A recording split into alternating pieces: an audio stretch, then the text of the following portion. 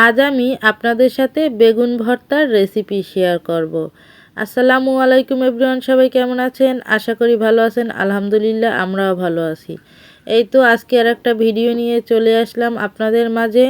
সকাল সকাল আজকে আমি বেগুন গাছ থেকে 2টা বেগুন ছিঁড়ে নিয়েছি। আসলে নিজেদের গাছের বেগুন ছিঁড়তেও ভালো লাগে, ফল হলে দেখতেও ভালো লাগে, আবার নিজেদের গাছের ফল কিন্তু ছিঁড়ে খেতেও ভালো লাগে। এই তো আমি এখান থেকে 2টা বেগুন নিয়েছি। এখন এই 2টে বেগুন আমি ভর্তা করব আজকে। মাশাআল্লাহ, দেখেন বেগুনগুলো কিন্তু খুবই সুন্দর হয়েছে।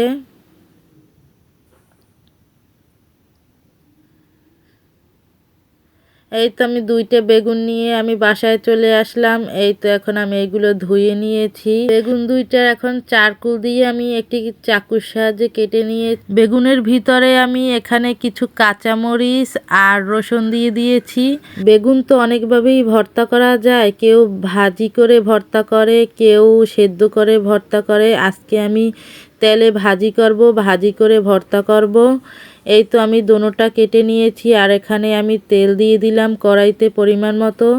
তেল দিয়ে এখন বেগুন 2টা দিয়ে আমি একটু হালকা জালে ভেজে নিব।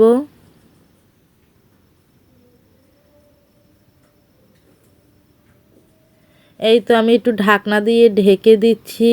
ঢাকনা দিয়ে ঢেকে দিলে তাড়াতাড়ি সিদ্ধ হয়ে যাবে। এই তো উল্টে পাল্টে আমি ভেজে নিব। এইভাবে করে ভর্তা বানালে কিন্তু গরম ভাতের সাথে খুবই মজা লাগে এবং অনেক ভাত খাওয়া যায়। আমি তো ভর্তা হলে ভর্তা দিয়েই ভাত খাই পেট ভরে। এই তো আমার বেগুন ভাজা হয়ে গেছে। এখন আমি উপরের অংশটা ফেলে দিচ্ছি, উপরের ছোলাটা ফেলে তারপরে আমি ভর্তা করে নিব। এই তো আগে থেকেই আমি পেঁয়াজ কুচি করে নিয়েছিলাম। পেঁয়াজ কুচি আর কাঁচামরিচ আর রসুন যে দিয়েছিলাম, এইগুলো দিয়েই আমি এখন ভর্তা করব। আর লবণ দিয়ে দিলাম পরিমাণ মতো। দিয়ে এখন আমি হাত দিয়ে কিছুক্ষণ মাখিয়ে নিচ্ছি। আপনারা চাইলে শুকনো মরিচ দিয়েও ভর্তা করতে পারেন, কিন্তু কাঁচামরিচ দিয়ে করলেও খুবই মজা লাগে। এই তো হাত দিয়ে খুব ভালোভাবে আমি মেখে নিচ্ছি।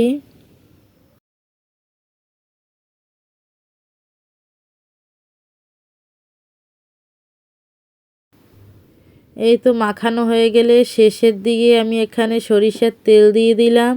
সরিষার তেল দিলে ভর্তার টেস্টটা আসলেই খুবই ভালো আসে।